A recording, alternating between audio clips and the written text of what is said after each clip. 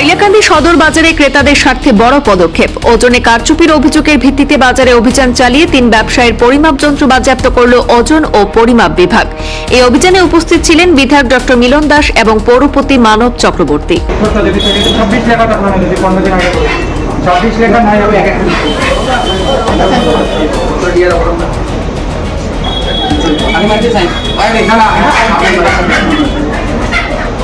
জ্যেষ্ঠ নাগরিক সভার পক্ষ থেকে বাজারে ওজন এবং পরিমাপে অনিয়মের অভিযোগ জানানো হয়েছিল বিধায়ক ডক্টর মিলন দাসকে।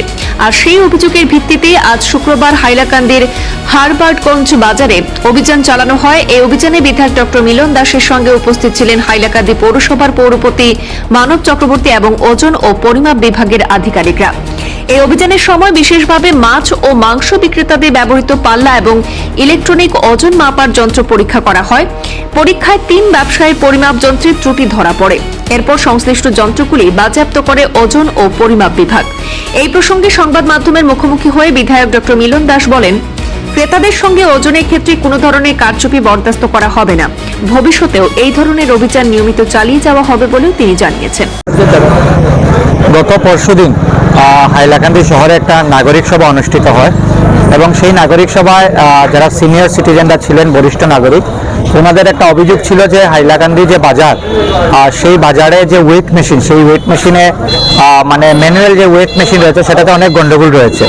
সেই হিসাবে আজকে আমরা মিউনিসিপ্যালিটি চেয়ারম্যান মানব চক্রবর্তী মহাশয়ের নেতৃত্বে এবং কনসার্ন ডিপার্টমেন্টের যারা অফিসিয়াল ছিল তাদেরকে নিয়ে আমরা সব কয়টা বাজারের, যারা বিশেষ করে মাছ বাজারের যে মেশিন ছিল, ওয়েট মেশিন, সেই মেশিনগুলা পরীক্ষা নিরীক্ষা করা হয় এবং এইখানে 3টা এরকম 3জন মালিক পাওয়া যায় যাদের মেশিনে গন্ডগোল রয়েছে, তাদেরকে সিজ করা হয় এবং এই প্রক্রিয়া অব্যাহত থাকবে যাতে আগামী দিনে কোনো দোকানদার যাতে তাদের পাল্লা বা ওয়েট মেশিনের মাধ্যমে কোনো মানুষকে যাতে তাদের অধিকার থেকে বঞ্চিত করতে পারে না।